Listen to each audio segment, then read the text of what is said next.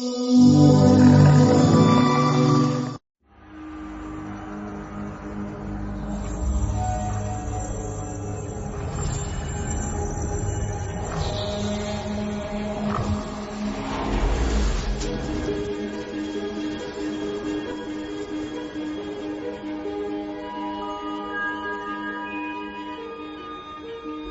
शिकारी थे, खाने की तलाश में भटकते थे।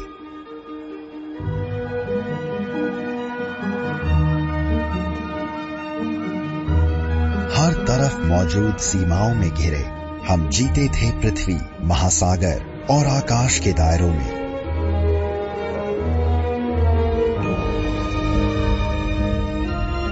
लेकिन सीमाओं को तोड़कर आगे बढ़ जाना हमारी पुरानी आदत है।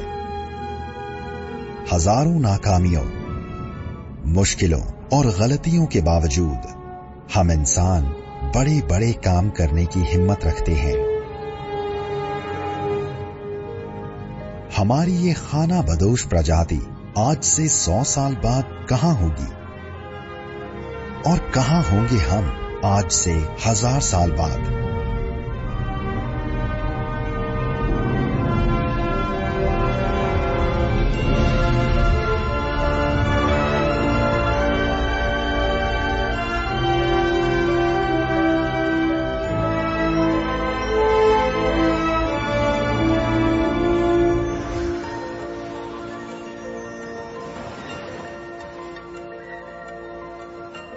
ब्रह्मांड के इस छोटे से हिस्से पर एक बार फिर आपका स्वागत है।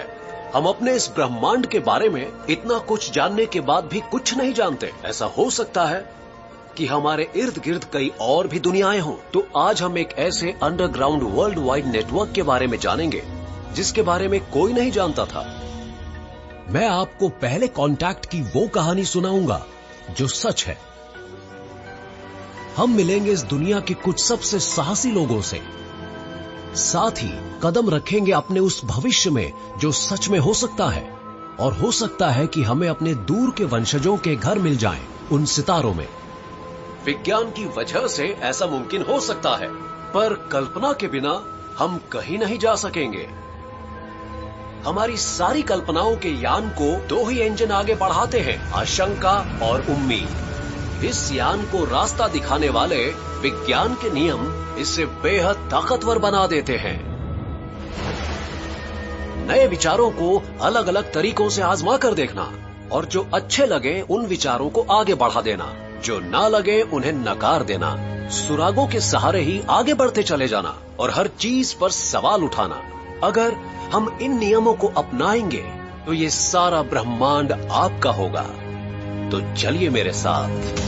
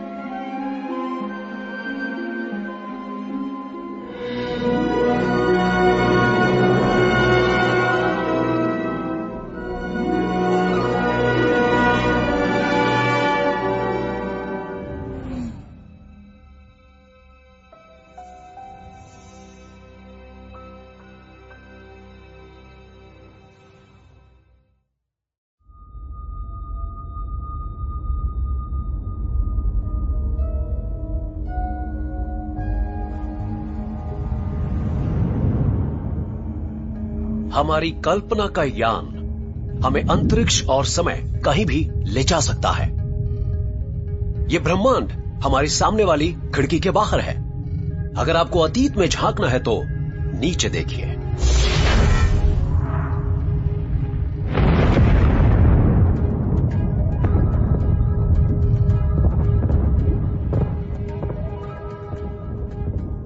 और अगर भविष्य देखना है तो ऊपर देखिए।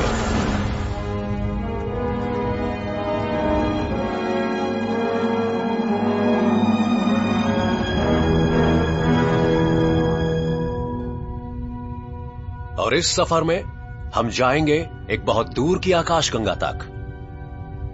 साथ ही हम ये जानेंगे कि हमें ब्रह्मांड के अंदर इतनी दिलचस्पी कैसे होने लगी। वहां वो रहा नासा का वॉयेजर 1, वो जो 1977 में लॉन्च हुआ, इंसान के हाथों बनी सबसे दूर तक जाने वाली चीज। पिछली मुलाकात के बाद से वो और दूर गया है और उसने तय कर लिए हैं तकरीबन 2.5 लाख करोड़ किलोमीटर। और वॉयेजर हमारी आकाशगंगा के दूसरे हिस्सों में पहुंच रहा है, पर हमारी मंजिल है उससे भी बहुत आगे। ब्रह्मांड का महासागर बना है स्पेस और टाइम से, और स्पेस के बारे में जानने के लिए टाइम का सफर तय करना पड़ेगा। हमारा सफर हमें अपने घर से बहुत दूर ले जाएगा, 1 लाख करोड़ लाइट ईयर से कुछ आगे। साथ ही हम 1 लाख करोड़ साल पीछे अतीत में जाकर एक ऐसी भयानक घटना को देखेंगे जिसने समय की चाल को बिगाड़ दिया था।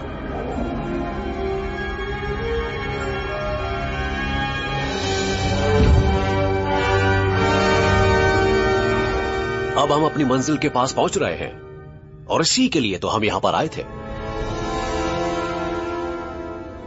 ये 2 ब्लैक होल्स विशाल तारों के एक जोड़े के खत्म होने के बाद पैदा हुए थे और तभी से यानी लाखों सालों से ये ग्रेविटेशनल टैंगो कर रहे हैं। असल में हम यहां क्लाइमैक्स के लिए आए हैं। जब वो दोनों टकराएंगे, स्पेस टाइम की एक ऐसी सुनामी उठेगी जो स्पेस को हर दिशा में अपने हिसाब से बढ़ा और घटा देगी। इससे समय की गति पर प्रभाव पड़ेगा, जो पहले तेज होगी और फिर कम हो जाएगी।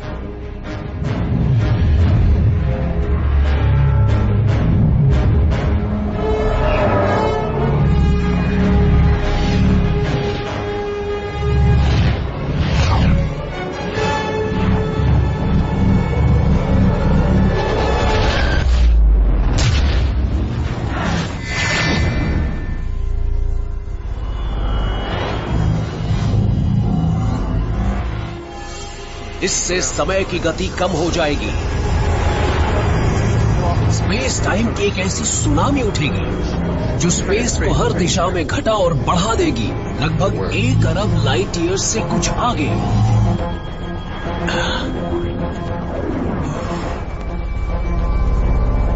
एक घटना जो लगभग 1 अरब साल पहले घटी थी, उसका हमसे क्या वास्ता हो सकता है? आइंस्टाइन ये समझने वाले पहले इंसान थे कि मैटर पूरे स्पेस टाइम में रिपल्स भेज सकता है। उन्हें लगा कि मैटर के जबरदस्त विस्फोटों से रिपल्स से कुछ और बड़ा पैदा होना चाहिए, बड़ी वेव्स, ग्रेविटेशनल वेव्स। इस वक्त आप मुझे अपने पास मौजूद किसी भी प्रकार के डिवाइस पर देख और सुन रहे हैं, क्योंकि हमने इलेक्ट्रोमैग्नेटिक स्पेक्ट्रम को इस्तेमाल करने का तरीका ढूंढ लिया है। जिस तरह से हम इलेक्ट्रोमैग्नेटिक वेव्स को इस्तेमाल करते हैं, अगर उसी तरह ग्रेविटेशनल वेव्स को इस्तेमाल करना सीख लें तो फिर कौन जाने। वो वैज्ञानिक जो इलेक्ट्रिसिटी के साथ प्रयोग किया करते थे 19वीं सदी में, उन्होंने कब सोचा होगा कि एक दिन हमारी दुनिया ऐसी होगी। कॉस्मोलॉजिस्ट्स ने पहले ही बता दिया था कि ब्लैक होल्स होते हैं, और ग्रेविटेशनल वेव्स इस बात का पहला सबूत है कि ब्लैक होल्स सच में होते हैं। पर वो हमारे लिए ब्रह्मांड को जानने और समझने का एक नया तरीका भी बन सकती है। हम उसके साथ अपने विज्ञान के ज्ञान को मिलाकर उस काले विशाल महासागर में उन सब लाइट्स को लेकर जा सकते हैं जिनका इस्तेमाल हम लोग करते हैं, जैसे gamma ray, X ray, ultraviolet, infrared, microwave, radio wave और विजिबल लाइट। ब्रह्मांड की खोज का ये सबसे नया तरीका एक दिन ये जानने में हमारी मदद कर सकता है कि उन ब्लैक होल्स और दूसरी छिपी जगहों के अंदर क्या होता है जिनसे ब्रह्मांड का ज्यादातर हिस्सा बना है।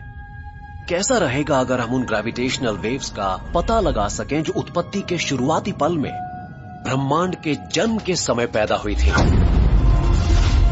कैसा रहेगा अगर हम अपने विजन को बढ़ाकर लगभग 14 अरब साल के पूरे कॉस्मिक एवोल्यूशन को देख सकें।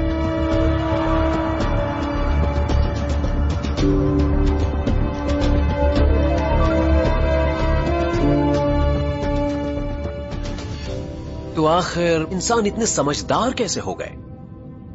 हम अपनी प्रजाति के विकास के बारे में तो थोड़ा बहुत जानते हैं, पर इंसानों का ये दिमाग इस तरह विकसित कैसे हुआ? वो सीढ़ी लगाकर सितारों तक पहुंचने का पागलपन से भरा ख्याल आया कहां से? हम इंसान ब्रह्मांड की खोज करने में आखिर इतनी दिलचस्पी क्यों लेने लगे थे? इसका जवाब हमें वहां मिलेगा।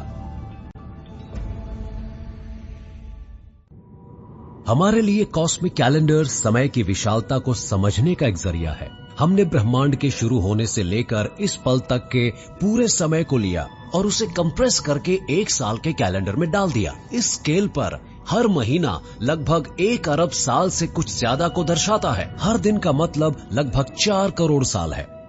हमारी अपनी कहानी हमारी इस छोटी सी दुनिया की सभी दूसरी जिंदगियों के साथ शुरू होती है। इस पृथ्वी पर सांस लेने वाली हर चीज का ओरिजिन एक है। ये 15 सितंबर को तकरीबन 4 अरब साल पहले गहरे महासागर के अंधकार में हुआ था। इस छोटे से एक कोशिका वाले जीव के अंदर एक तरह का केमिकल लैडर था। वो था DNA double helix, star stuff, oxygen, carbon, nitrogen, दूर स्थित तारों पर तैयार हुए एलिमेंट्स जिन्हें बिग बैंग से निकली हाइड्रोजन का साथ मिला, जिससे उन्हें इस छोटे संसार में अपना वजूद पाने में कामयाबी मिली। कुछ बेतरतीब बदलावों से, जीन्स में आए म्यूटेशन से कुछ जीव जिंदा रहने में ज्यादा कामयाब रहे, जिसे हम एवोल्यूशन बाय नेचुरल सिलेक्शन कहते हैं। ये लैडर लंबा होता चला गया, फिर इसमें और कड़ियां जुड़ती चली गईं। और फिर उन पौधों और जानवरों को विकसित होने में लगभग 3 अरब साल और लगे, जिन्हें आप अपनी नंगी आंखों से देख सकते हैं।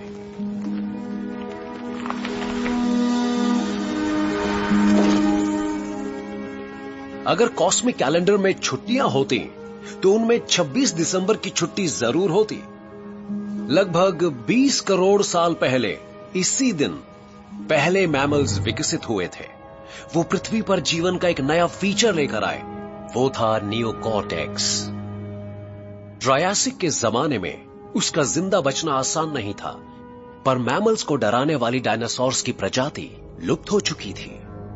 वो इस तरह के छोटे जीवों के अंदर के नियोकॉर्टेक्स का विकास ही था जिसने इनके वंशजों को पूरे ग्रह पर छा जाने के लायक बनाया।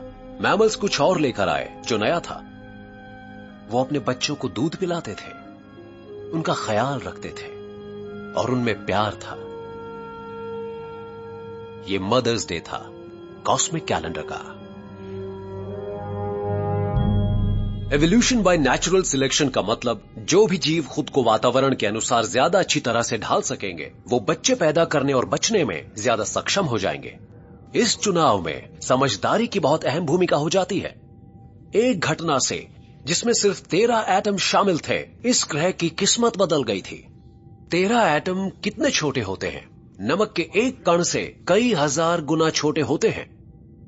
हमारे सिर्फ एक पूर्वज के डीएनए में किसी तरह से एक म्यूटेशन हुई। हमारी गरिमा और गौरव और हमारा ज्ञान और सारी उपलब्धियां, उन सब का कारण हो सकता है ये एक अकेले जीन का एक बेस पेयर। सिर्फ एक कड़ी ने नियोकॉर्टेक्स को प्रोग्राम किया कि वो और बढ़े और ज्यादा फोल्ड हो सके। या तो वो किसी कॉस्मिक रे का असर था, या फिर एक सेल से दूसरे सेल के बीच ट्रांसमिशन में कोई गलती हुई थी। खैर, वो जो भी था, उससे हमारी प्रजाति में एक ऐसा बदलाव आया जिसका असर पृथ्वी की सभी दूसरी प्रजातियों पर पड़ा। ये हमारे कॉस्मिक कैलेंडर पर न्यू ईयर्स ईव के मौके पर हुआ।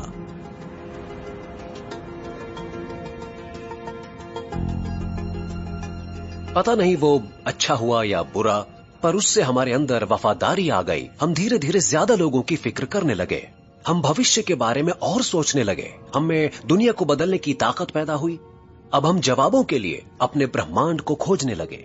वो नाम जो हमने अपनी प्रजाति को दिया, होमो सेपियंस, यानी समझदार इंसान। और दिलचस्प बात यह है कि उस सब के पीछे तारों तक जा रहे हमारे छोटे से डीएनए लैडर की एक कड़ी से ज्यादा और कुछ भी नहीं है। हमारे कॉस्मिक कैलेंडर के आखिरी घंटे में, बल्कि यूं कहें कि आखिरी मिनट में, हमारे पूर्वज शिकारी थे। वो खाना ढूंढते थे, छोटे छोटे समूहों में रहते थे।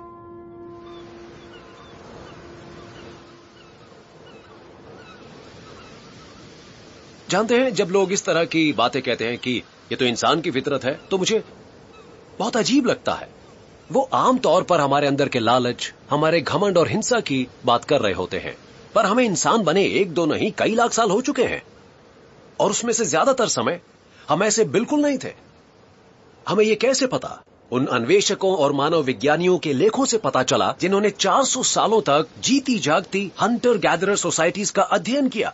बेशक एक्सेप्शंस हमेशा होते हैं, खास तौर पर मुश्किल समय के दौरान, पर इंसानों की जो बड़ी तस्वीरें सामने आई हैं, उससे ये साफ पता चलता है कि वो एक दूसरे के और पर्यावरण के साथ ज्यादा प्रेम से रहते थे। जो कुछ हमारे पास होता था हम उसे बांटते थे, क्योंकि हमें पता होता था कि हम ग्रुप के बिना नहीं रह पाएंगे। हम सिर्फ अपनी जरूरत की चीजें इकट्ठा करते थे, क्योंकि जीवन को सिर्फ एक जगह रहकर नहीं बिताया जाता था। हम अपने पुराने जंगली पूर्वजों से अलग थे, जो ताकत दिखाकर छीनने में यकीन रखते थे।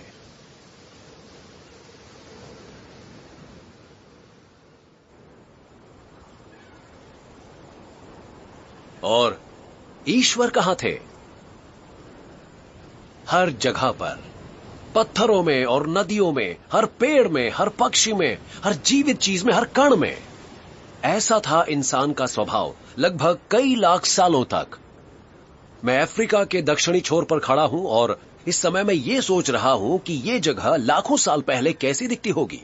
उस वक्त दुनिया के सारे होमोसेपियंस अफ्रीका में रहते थे, कुल मिलाकर यही कोई 10,000। अगर आप एक सर्वे मिशन पर निकले एक एक्स्ट्रा टेरेस्ट्रियल होते तो आपको लगता कि हम एक लुप्त होती प्रजाति हैं। आखिर किसे पता था कि एक दिन हम लगभग 7 अरब हो जाएंगे? तो आखिर हुआ क्या? हम आज की पूरी दुनिया पर छाने वाली और अंतरिक्ष में जाने वाली प्रजाति कैसे बने?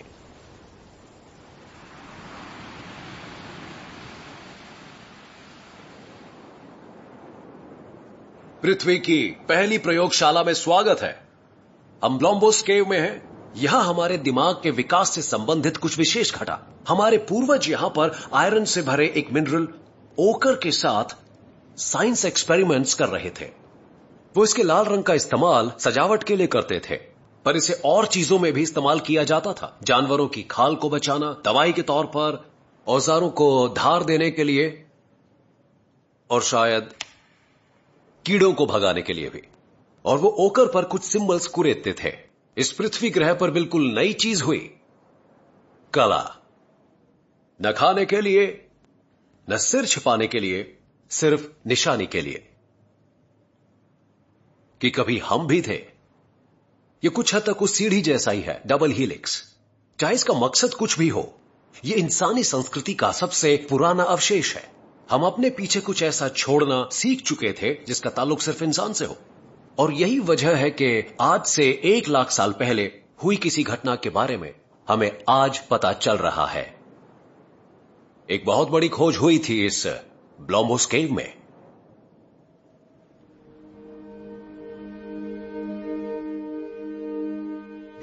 आधी रात से 25 कॉस्मिक सेकंड्स पहले, यही कोई 10 से 12,000 साल पहले, इंसान ने एक बहुत बड़ी ताकत की खोज की थी।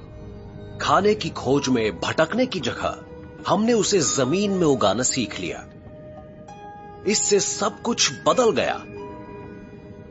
हमारे पूर्वजों ने कुछ और किया जो पहले कभी नहीं किया था।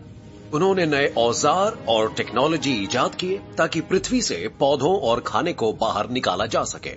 वो एक जगह घरों के अंदर रहने लगे। प्रकृति और एक दूसरे के साथ हमारा रिश्ता अब हमेशा के लिए बदलने वाला था। ये क्रांति जो कृषि के क्षेत्र में आई थी, वो पौधे उगाना और जानवरों को पालना, वो सबसे बड़ी क्रांति थी, क्योंकि उसका असर हर चीज पर पड़ा। उस क्रांति का असर सिर्फ उस दौर तक ही सीमित नहीं था, उसका असर हम आज भी देख सकते हैं। पर ज्यादातर क्रांतियों की तरह ये भी कुछ बदलाव लेकर आई, जो अच्छे भी थे और बेहद भयानक भी।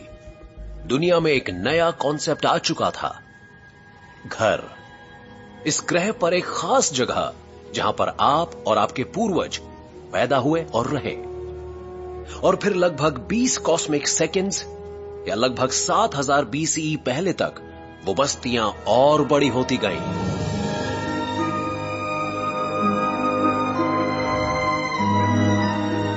शैटाहोइक में आपका स्वागत है। ये एनाटोलियन प्लेन पर एक समुदाय है। मैं लगभग 9000 साल पीछे आ गया हूं। शाम के समय सब लोग अपने घरों में हैं। दिलचस्प बात यह है कि आज इस शहर में तकरीबन उतने ही लोग हैं जितने कभी पूरे अफ्रीका में रहा करते थे। इस शहर का आइडिया इतना नया है कि फिलहाल यहां ना तो कोई सड़क है और ना ही खिड़की। तो अपने अपार्टमेंट में जाने का सिर्फ एक तरीका है, आपको छत पर चलकर उसमें बने होल में से नीचे उतरना होगा। पर सड़कों और खिड़कियों के अलावा शैटाहोयक में एक और बेहद अहम चीज नहीं है। यहां पर कोई महल नहीं है। इंसानी समाज पर कृषि की शुरुआत का सबसे बुरा असर पड़ना अभी बाकी था। यहां पर कुछ लोग बहुत लोगों पर हुक्म नहीं चलाते थे। यहां पर 1% लोग अमीर और बाकी सब गरीब नहीं हुआ करते थे। यहां पर रहने वाली औरतों, मर्दों और बच्चों के फोरेंसिक एनालिसिस से पता चला है कि वो सब एक तरह का खाना खाते थे। उनमें अब भी पुराने जमाने वाला बांट कर खाने का गुण था। शैटाहोयक समानतावादी था। सबसे कमजोर वही खाना खाता था जो सबसे ताकतवर खाता था, और सब एक तरह के घर में रहा करते थे। एक तरह के एक जैसे घर। चलिए दिखाता हूं।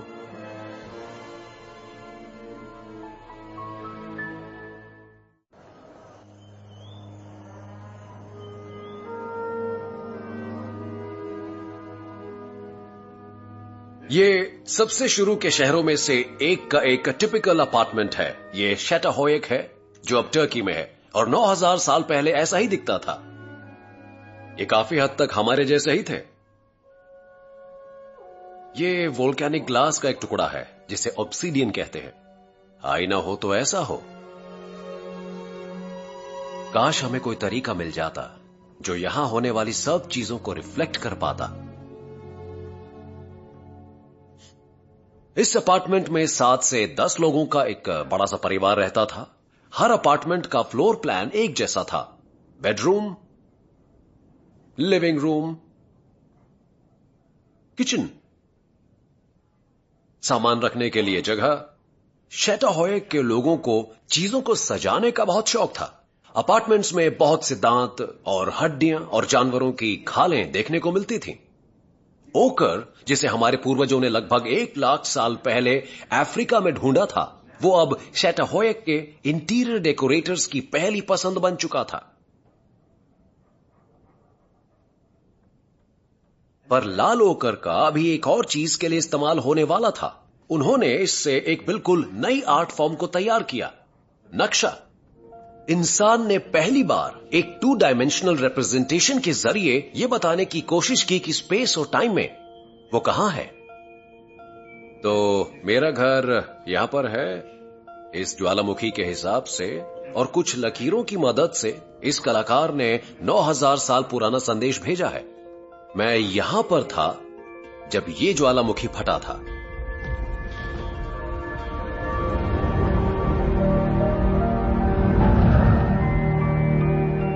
शैटाहोयक का प्रयोग सफल रहा और कुछ हजार सालों बाद हर तरफ शहर ही शहर दिखने लगे।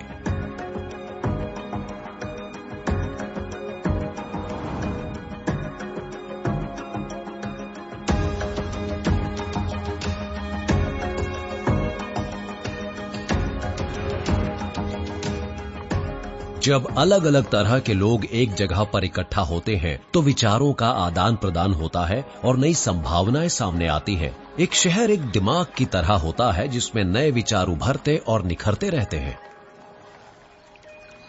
यहां एम्स्टरडैम शहर में 17वीं शताब्दी में पुरानी और नई दुनियाओं के नागरिक इस तरह घुले मिले कि नए विचारों का एक सैलाब सा आ गया। इस वजह से विज्ञान और कला का एक सुनहरा युग शुरू हुआ। इटली में जियोर्डानो ब्रूनो ने ऐलान किया कि कुछ और दुनियाएं भी हैं। उसके लिए उन्हें बहुत सी यातनाएं दी गई। पर सिर्फ 50 साल बाद हॉलैंड में एस्ट्रोनॉमर क्रिश्चियन हॉयगिंस, जिन्होंने बिल्कुल वही बात कही, उन्हें बहुत इज्जत बख्शी गई। उस जमाने में लाइट की बहुत अहमियत थी। लाइट ने इंसान की सोच को नए पंख दिए। लाइट उन जगहों को सामने ले आई जो अब तक छिपी हुई थी। लाइट को उस वक्त की पेंटिंग्स में भी देखा जा सकता है, खास तौर पर वर्मियर की पेंटिंग्स में। और लाइट में वैज्ञानिकों ने खास दिलचस्पी दिखाई। कपड़े के व्यापारियों की कई पीढ़ियों ने स्टिच्ड फैब्रिक्स के थ्रेड काउंट की जांच करने के लिए एक लेंस इस्तेमाल किया था। उस वक्त के एम्स्टरडैम में ऐसे 3 आदमी थे जो लाइट से इतने प्रभावित थे कि वो एक पुराने डिवाइस को बिल्कुल नए तरीके से इस्तेमाल करने लगे। उन्होंने कपड़े के व्यापारियों के लेंस से उन चीजों को देखा जिनको पास से देखने के बारे में पहले किसी ने नहीं सोचा था। ये बात नई दुनियाओं को ढूंढने और समझने की एक खिड़की बन गई। एंटनी वॉन लीवनहुक एक सिंगल लेंस से एक बूंद पानी में मौजूद हजारों माइक्रोकॉस्म को सामने लाए।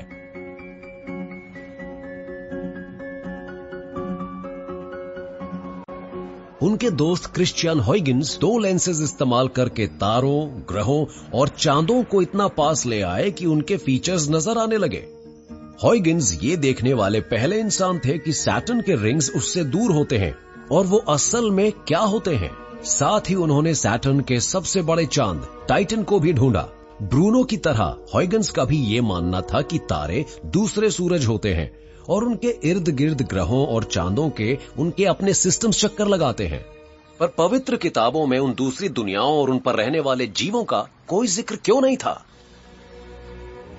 बेशक इस विरुद्धता से एनलाइटनमेंट के लीडर्स के दिलों और दिमागों में बहुत बेचैनी पैदा हुई होगी, पर सिर्फ एक इंसान था जिसने आवाज उठाने की हिम्मत दिखाई। वो रोशनी का एक और जादूगर था। बारूख स्पिनोजा अपनी किशोरावस्था में एम्स्टरडैम की यहूदी धार्मिक सभा के एक सदस्य रहे थे, पर 20-22 साल की उम्र में उन्होंने सरेआम ईश्वर के बारे में अपने विचार रखने शुरू कर दिए। स्पिनोजा के ईश्वर ब्रह्मांड के फिजिकल लॉज थे और उनकी पवित्र किताब थी प्रकृति की किताब। एम्स्टरडैम के यहूदी स्पेन और पोर्चुगल में हुई क्रूर अदालती पूछताछ के कारण बने शरणार्थी थे। उन्हें वहां यातनाएं दी जाती थी और कत्ल किया जाता था।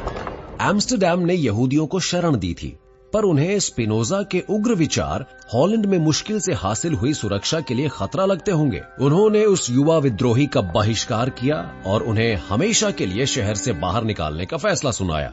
स्पिनोजा ने बिना माफी मांगे उस सजा को बहुत गरिमा के साथ स्वीकार किया। वो पास के हेग में रहने लगा। वहां उन्होंने एक कदम और आगे जाते हुए ये लिखा कि बाइबल को ईश्वर ने नहीं लिखवाया है बल्कि इंसान ने लिखा है।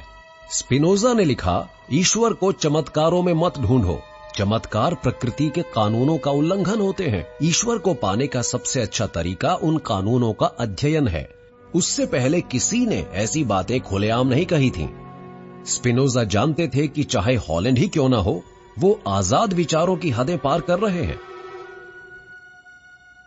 तो स्पिनोजा के मुताबिक किसी पर भी किसी धर्म को जबरदस्ती थोपना उसके साथ अन्याय है।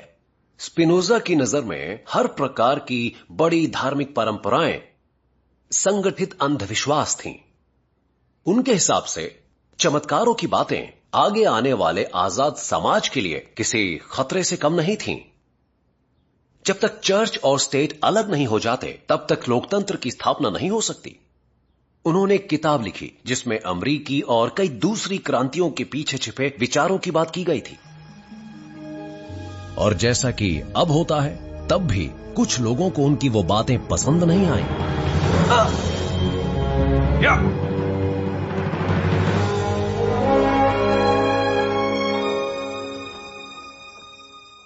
स्पिनोजा ने ईश्वर से जुड़े अपने विचारों के बारे में लिखना और बोलना जारी रखा और वो बैज ऑफ ऑनर के तौर पर हमेशा एक स्लैश्ड केप पहनते थे। उनकी मृत्यु 44 साल की उम्र में हो गई। शायद कई साल तक उस धूल में सांस लेने की वजह से जो माइक्रोस्कोप्स और टेलीस्कोप्स के लिए लेंसेज को ग्राइंड करते समय उठती थी। 250 साल बाद रोशनी के एक और दीवाने शख्स ने उस साधारण से कमरे में कदम रखा जिसे स्पिनोजा की बेहद असरदार फिलॉसफी का साक्षी मानकर संजो कर रखा गया था। नया लॉ ऑफ नेचर ढूंढने के लिए दुनिया भर में मशहूर इस इंसान से अक्सर पूछा जाता था, आप ईश्वर में यकीन रखते हैं? एल्बर्ट आइंस्टाइन ने जवाब दिया, मैं स्पिनोजा के ईश्वर में यकीन रखता हूं, जो वजूद में आई हर चीज की समरसता में दिखाई देता है। प्रकृति के कानूनों की हमारी समझ अब उससे कहीं आगे निकल चुकी है, जितना कि स्पिनोजा या यहां तक कि आइंस्टाइन भी कभी सोच सकते थे। पर प्रकृति का एक कानून है जो हमें समझ में नहीं आ रहा है। प्रकृति की किताब में दो प्राचीन साम्राज्यों के बीच हुई संधि की एक कहानी है, वो संधि जो आगे चलकर टूटने वाली थी।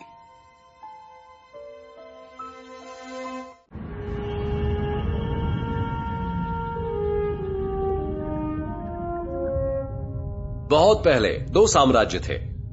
उन दोनों के बीच एक संधि हुई, जिसके बाद वो दोनों कामयाबी के शिखर पर पहुंच गए। उन दोनों की साझेदारी लगभग 10 करोड़ साल तक चली और फिर एक साम्राज्य में एक नए प्रकार का जीव विकसित हुआ। उसके वंशजों ने सब कुछ तहस नहस कर दिया और संधि को तोड़ डाला।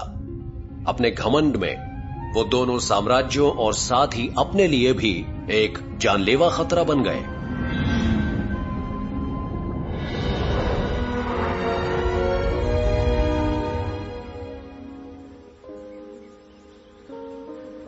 ये कहानी सच्ची है।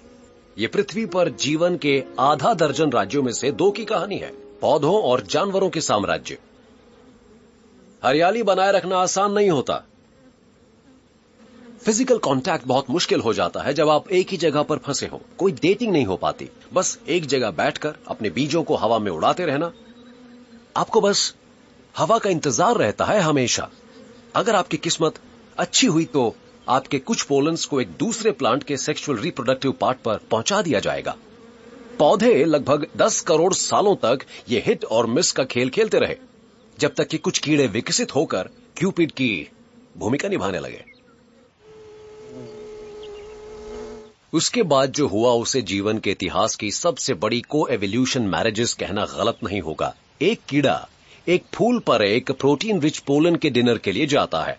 जाहिर है उनमें से कुछ पोलन उस कीड़े के शरीर पर चिपक जाते हैं।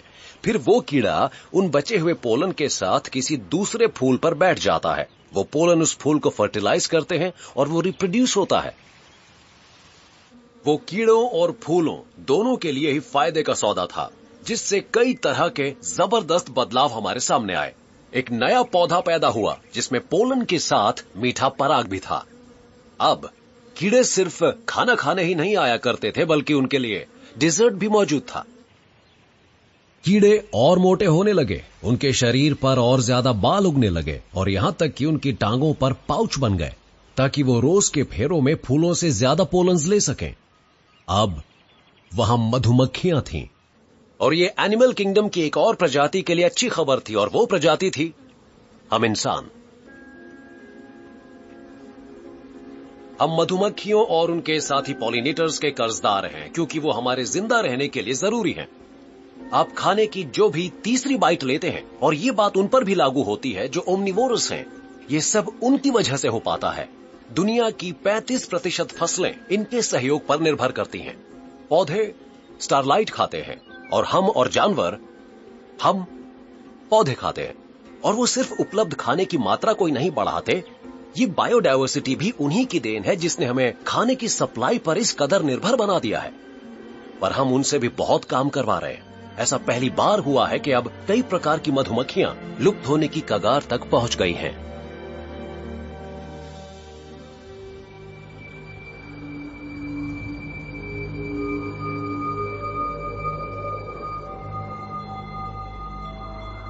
आप समझ ही गए होंगे कि हम लोग कहां जा रहे हैं।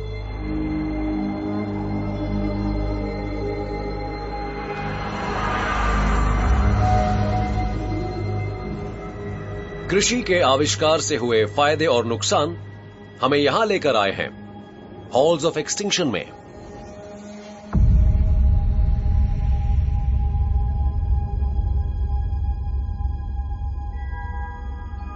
एक स्मारक जिसे पृथ्वी के इतिहास की उन घटनाओं की याद में बनाया गया है जिनमें अनगिनत जाने गई हैं। यह जीवन के पेड़ से टूटी हुई टहनियों की निशानी है। जीवन के इतिहास में 5 बार ऐसी खतरनाक और भयानक प्रलय आई है कि ऐसा लगा सब कुछ खत्म हो जाएगा, पर छठी कुछ बिल्कुल ही अलग है। जब पिछली बार हम यहां पर साथ थे, तब इस हॉलवे का कोई नाम नहीं था। क्यों? क्योंकि उस समय वैज्ञानिकों में यह सहमति नहीं बन पा रही थी। उस समय हम लोग एक प्रलय के बीचों बीच थे। अब स्थिति बदल गई है। अब इस हॉलवे का एक नाम है, ये हमारा है, द एंथ्रोपोसीन।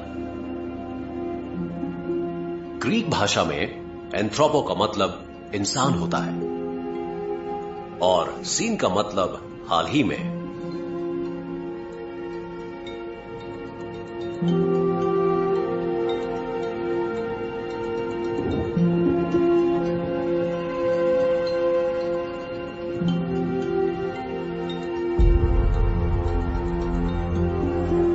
हमारे पूर्वजों के शिकार करने की वजह से ये प्रजातियां अब विलुप्त हो गई हैं। इनमें हमारे कजिन्स निएंडरथाल्स शामिल हैं।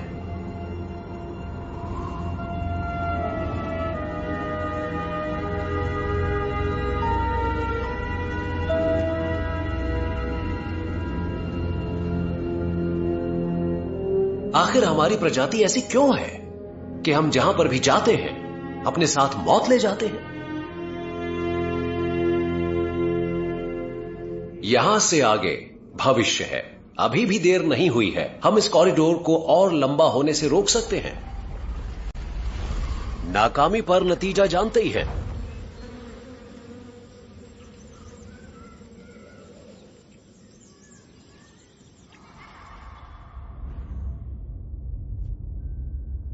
पर अगर कामयाब रहे, आइए मेरे साथ।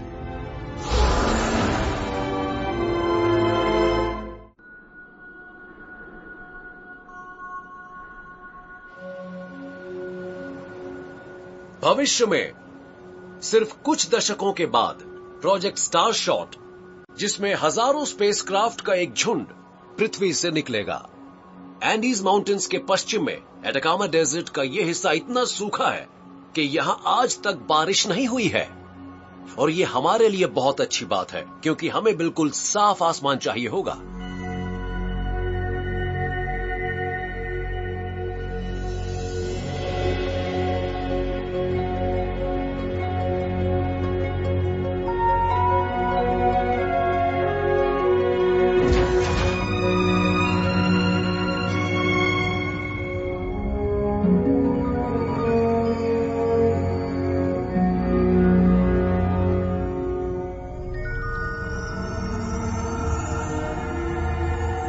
जब पहली बार जीवन पानी से निकलकर जमीन पर आया तो उसे किसी ने नहीं देखा।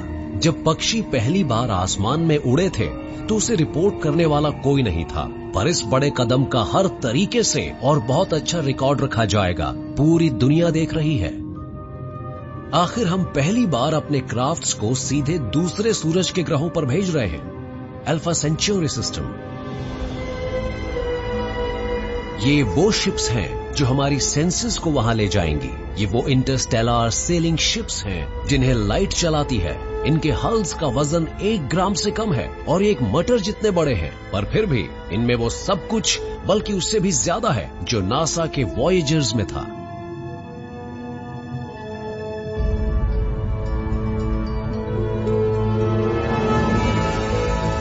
जब लेजर्स के स्पेस्ड अरे से पहली लाइट निकलेगी तो स्पेसक्राफ्ट की रफ्तार कुछ ही मिनटों में 0 से लाइट की गति के 20% तक पहुंच जाएगी।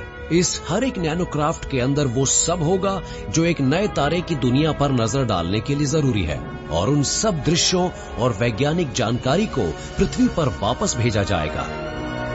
अंतरिक्ष का ज्यादातर हिस्सा खाली है, पर वहां कुछ छोटे धूल के कण हैं जो उस तेज रफ्तार पे चल रहे नैनोक्राफ्ट से टकराने पर उसे बहुत नुकसान पहुंचा सकते हैं।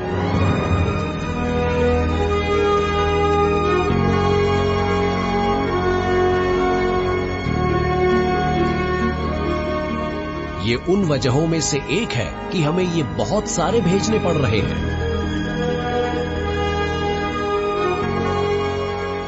वॉयेजर 1 61,000 किलोमीटर प्रति घंटा की गति से चल रहा है। उसे यहां से निकले 40 साल से ज्यादा हो चुके हैं। इन नैनोक्राफ्ट्स को उससे आगे निकलने में सिर्फ 4 दिन लगेंगे। ये काफी तेज है, पर फिर भी लाइट की गति का 20% ही है। प्रॉक्सिमा सेंचुरी 4 लाइट ईयर्स की दूरी पर है, तो ये 20 साल का वन वे ट्रिप है। लेकिन क्या आप जानते हैं प्रॉक्सिमा सेंचुरी में एक दुनिया ऐसी भी है जिसमें जीवन हो सकता है। हमारे रोबोटिक जासूस इन नई दुनियाओं की जानकारी भेजेंगे। उनके संदेश हम तक रेडियो वेव्स के जरिए लाइट की गति से पहुंचेंगे। उन्हें हम तक पहुंचने में 4 साल लगेंगे। 20 साल एक तरफ, 4 साल में वापस, यानी 24 साल का राउंड ट्रिप। आप में से बहुत से यहां होंगे। आप प्रकृति की किताब के उन नए पन्नों को पढ़ेंगे और लिखेंगे और बताएंगे कि भविष्य में कहां जाना है।